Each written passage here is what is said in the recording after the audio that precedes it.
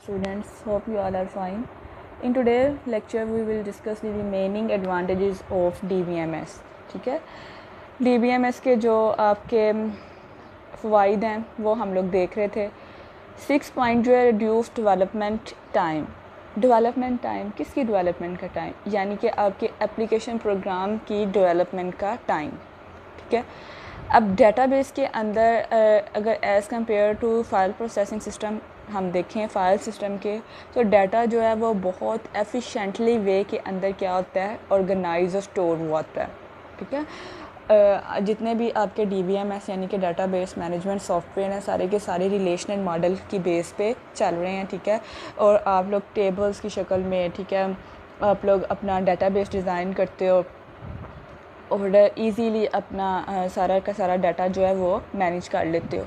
तो application program भी जो है आपका प्रोग्राम और आपका जो डाटा है ये एक तो क्या है, इंडिपेंडेंट है। ये नहीं कि आपको अपना जो डाटा उसका स्ट्रक्चर और उसके कह लें कि मुताबिक अपना जो है वो प्रोग्राम जो है वो डिज़ाइन करना पड़ेगा। No, it's very very easy. You have just to apply SQL statement. ठीक है, स्ट्रक्चर क्यूरी लैंग्वेज जो है स्टैंडर्डाइज लैंग्वेज है DBMS के साथ डील करने के लिए आपने सिर्फ उन क्यूरीज़ को अंडरस्टैंड करना है और डेटाबेस आपने डिज़ाइन कर लेनी है अपने DBMS के अंदर। एप्लीकेशन प्रोग्राम में आपने उन क्यूरीज़ के ज़रिए कमांड्स भेजनी है और डाटा आपकी नीड्स के मुताबिक जो है वो इंसर्ट भी होगा, डिलीट भी होगा, अपडेट भी होगा और जो है आपकी जितनी भी ज़रूरियात हैं उसको पूरा किया जाएगा।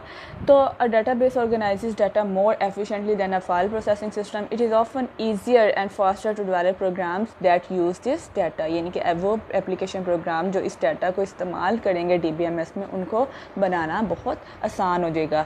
Many database management system also provide several tools to assist mean help करना इन प्रोग्राम डेवलपमेंट। अब DBMS इटसेल्फ बहुत से आपको टूल्स और बहुत से आपको कंस्ट्रेंट्स ऐसी प्रोवाइड करता है वैलिडेशन वेरिफिकेशन की कि आपको आपके लिए हेल्प आउट हो जाता है। देखें, फ़ाइल सिस्टम के अंदर किसी भी किस्म की इंटेग्रिटी का कोई भी आपको जो मैकेनिज़्म है वो प्रोवाइड नहीं किया जाता कि अगर आपका डाटा आप अल्फ़ाबेटिक है, आप उसमें न्यूमेरिक एंटर करने की कोशिश कर रहे हैं तो वो आपको किसी भी किस्म का एरर मैसेज नहीं देगा। जबकि DBMS के अंदर ये फैसिलिटी मौजूद है। मेटा डाटा का जब मैंने आपको कंसेप्ट बताया, आप डाटा का साइज़ स्पेसिफाई कर सकते हैं, आप इवन के रेंज स्पेसिफाई कर सकते हैं। अगर जैसे यूनिवर्सिटीज़ में देखें तो 0 to 4 GB आपका होता है। ठीक है, जो ग्रेड पॉइंट्स हैं, तो अगर आप 5 एंटर करने की कोशिश कर रहे हो, अगर आपने पहले से रेंज स्पेसिफाई कर दिया कि इस फील्ड के अंदर सिर्फ 0 to 4 डाटा एंटर हो सकता है, तो अगर आप 5 पॉइंट एंटर करने की कोशिश कर रहे हो तो आपका वो एंटर नहीं होगा, वो डाटा क्या है, इनवैलिड। इस तरह आप साइज़ है, अगर आपने 11 डिजिट रखा हुआ है किसी भी फील्ड का, तो अगर 11 से ज़्यादा एंटर करने की कोशिश करेंगे, तो अगर आपने डाटा टाइप जो है वो न्यूमेरिक रखी हुई है, अल्फ़ाबेट्स एंटर करने की कोशिश कर रहे हो, तो आपका डाटा वो इनवैलिड है और DBMS इसको एक्सेप्ट नहीं करेगा। तो बहुत से इंटेग्रिटी जो कंस्ट्रेंट्स और रूल्स हैं वो भी आप लोगों को जो है DBMS प्रोवाइड करता है। तो it reduces the overall time for developing application को डेवलप करने में आपका बहुत सा टाइम जो है वो क्या हो जाता है, सेव हो जाता है। नेक्स्ट जो है ईजियर रिपोर्टिंग। किसी भी ऑर्गेनाइजेशन में reports play very important roles. बहुत से डिसीजंस जो हैं वो रिपोर्ट्स की बेस के ऊपर आप लोगों की ऑर्गेनाइजेशन वो परफॉर्म करती है। किसी भी बिज़नेस के अंदर रिपोर्ट्स जो हैं वो बहुत ज़रूरी होती हैं। तो डेटाबेस के DBMS के ज़रिए रिपोर्ट्स को तैयार करना is a very easy task. ठीक है, आप लोगों ने अपने एप्लीकेशन प्रोग्राम में डिफरेंट इंटरफेसेस बनाए होते हैं, फॉर्म्स बनाए होते हैं, रिपोर्ट्स के आप लोगों ने पेजेस तैयार किए होते हैं, जहाँ से DBMS में से जस्ट डाटा को पिक आउट किया जाता है। ठीक है, और आपके उन जितने भी इंटरफेसेस हैं, आपके जो पेजेस हैं, उन पे बाइंड करके आपको प्रोवाइड कर दिया जाता है। तो reports are very important part of database application. The reports are very essential for taking crucial decisions in an organization. The data in database is stored in an organized manner. It can easily be retrieved by for creating different different reports. और बहुत सी कह लें कि आपको facilities DBMS provide करता है reports बनाने में। अगर देखें, आप एनुअल सेल देखना चाह रहे हो, आपने जस्ट एक सम एग्रीगेट फंक्शन है, ठीक है, वो यूज़ करना है, तो जो टेबल का आप लोगों ने नाम बताना है, तो सारे का सारा उसमें से कह लें कि जो आपकी सेल्स हैं उसका जो सम है, ठीक है, ऐड करके वो आपको प्रोवाइड कर दिया जाएगा फिगर। ठीक है, तो अगर आप देखना चाहते हो कि इसमें से जो सबसे जो मैक्सिमम सेल अमाउंट है वो कौन सी है, वो आपको इजीली प्रोवाइड कर दी जाती है। तो डिफरेंट आप लोग फार्मूलाज और कह लें कि फंक्शंस और क्यूरीज इस्तेमाल करके अपनी रिपोर्ट्स जो हैं वो प्रोवाइड कर सकते हैं। ठीक है, आज के दिन की जैसे अगर कोई कह लें कि ऐसी साइट है जो यूज़र से ऑर्डर्स ले रही है, ठीक है, कोई ऐसी ऐप है, तो अगर देखना चाहें कि आज के दिन के जो ऑर्डर्स हैं वो हमें दिखाए जाएं तो वो आपको, ठीक है, तो क्यूरीज के ज़रिए एसक्यूएल स्ट्रक्चर क्यूरी लैंग्वेज हमारा पूरा प्रैक्टिकल पोर्शन है। तो इसके ज़रिए आप डाटा को बहुत इजी वे में, बहुत एफिशिएंट वे में मैनेज कर लेते हो, रिट्रीव कर लेते हो, इंसर्ट कर लेते हो, अपडेट कर लेते हो, डिलीट कर लेते हो। तो बहुत से फंक्शंस हैं। आप लोग देखना चाह रहे हो कि सबसे जो कह लें कि मंथली सेल्स कौन सी हैं, वीकली सेल्स कौन सी है, ये सारी की सारी रिपोर्ट्स आप इजीली जो है वो अपने DBMS में से फैच आउट कर सकते हो, आप लोग हासिल कर सकते हो। तो बहुत ज़्यादा रिपोर्टिंग जो है वो इम्पोर्टेंट होती है किसी भी ऑर्गेनाइजेशन के लिए। और जब आप लोग कोई भी एप्लीकेशन डिज़ाइन करते हो किसी ऑर्गेनाइजेशन की, तो रिपोर्ट्स एक मेजर पोर्शन होता है जिसमें आप लोगों ने उसकी different reports administrative career department के लिए बनानी होती हैं, तो ताकि वो इजीली अपने डिसीजंस को लेके चल सकें।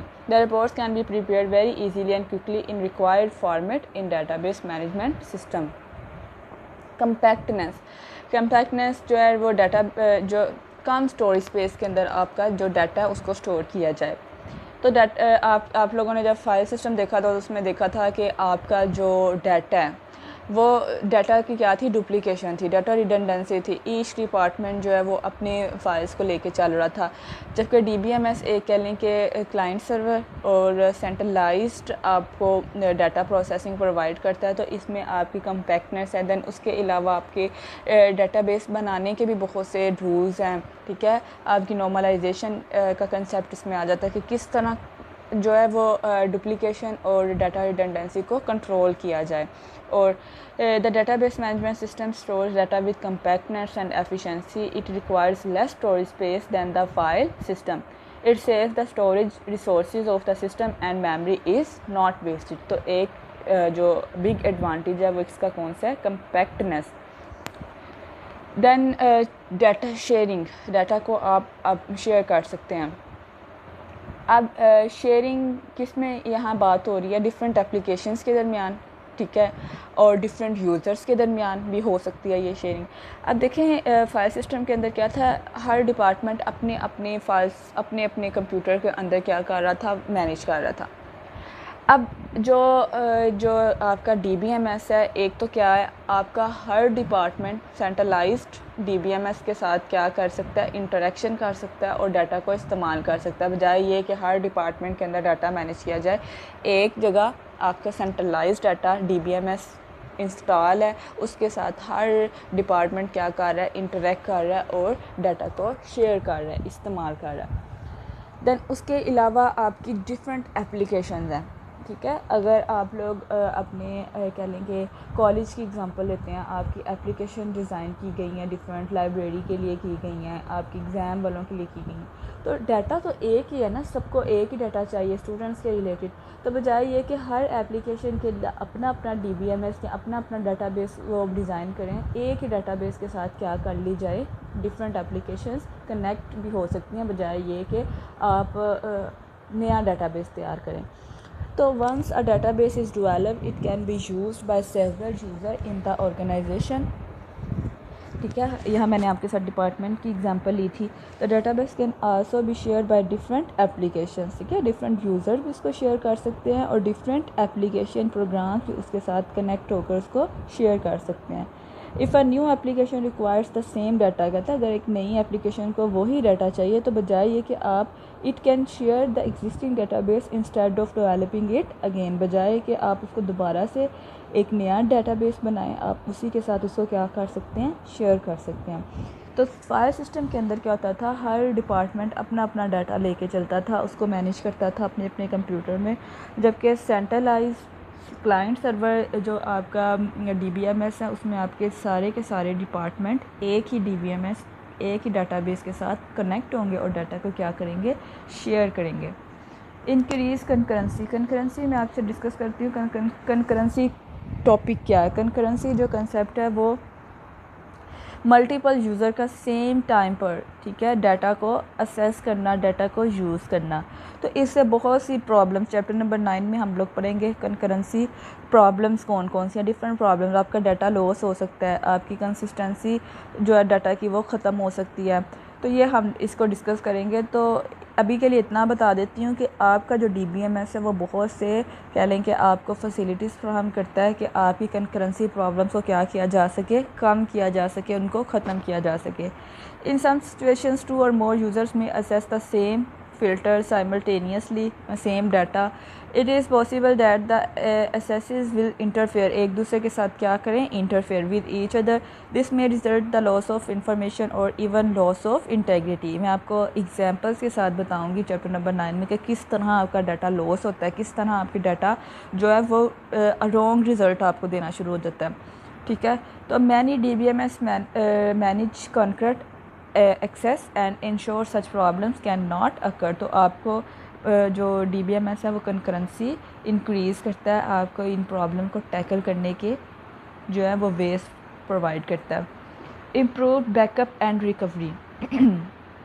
अब जो डाटा है वो किसी भी ऑर्गेनाइजेशन के अंदर आपको पता है बहुत ज़्यादा इम्पोर्टेंट है। अब डाटा के डिलीट होने के जो चांस, कंप्यूटराइज सिस्टम है ना, तो deletion is always, the threat of deletion is always there, ठीक है। डाटा डिलीट हो सकता है, ठीक है, तो उसको रिकवर करना, ठीक है। आपका ऑपरेटिंग सिस्टम क्रैश कर सकता है। अब देखें DBMS इटसेल्फ भी तो एक सॉफ्टवेयर है ना, सॉफ्टवेयर है जो आपके सिस्टम के ऊपर क्या हुआ है इंस्टॉल, जिसके अंदर आप अपना डेटाबेस क्या कर रहे हैं, डिज़ाइन कर रहे हैं। तो अगर किसी भी किस्म की कोई सिस्टम फेलियर हो जाती है, आपका सॉफ्टवेयर आपको रिस्पॉन्स करना छोड़ देता है, तो आपका डाटा क्या सारा डिलीट हो गया, ऐसे ही है। तो आपको एट रेगुलर इंटरवल्स क्या करना चाहिए, डाटा का बैकअप लेना चाहिए, ठीक है। ऑर्गेनाइजेशन अपने डाटा का क्या करती हैं, बैकअप लेती हैं, ताकि उसकी जब इन केस यानी फेलियर उसको क्या किया जा सके, रिकवर किया जा सके।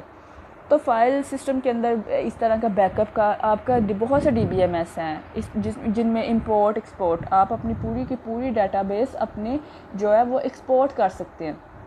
देखिए अगर दो सिस्टम है, अगर मैं चाहती हूँ कि आपके सिस्टम जो आपकी DBMS की डाटाबेस है वो मैं अपने DBMS के अंदर यूज़ करना चाहती हूँ, तो आप इजीली कर सकते हैं शेयर।